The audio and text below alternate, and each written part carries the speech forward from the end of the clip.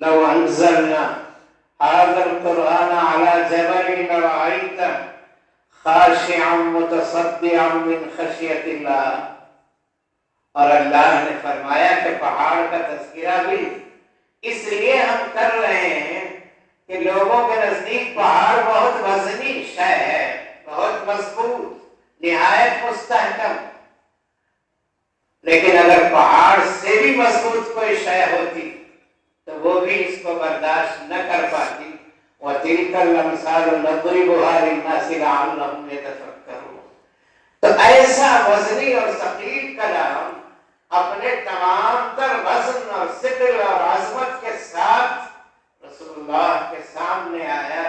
رسول اللہ نے فرمایا کہ میں نہیں سمجھتا کہ اس وزنی کلام کو میں اپنی زبان سے ادا کرنے میں کامیاب ہو سکوں گا. بزرگان محترم، ایسا وزنی کلام، ایسا ثقیل کلام، ایسا باعظمت کلام تفصیل میں جانے کا موقع نہیں.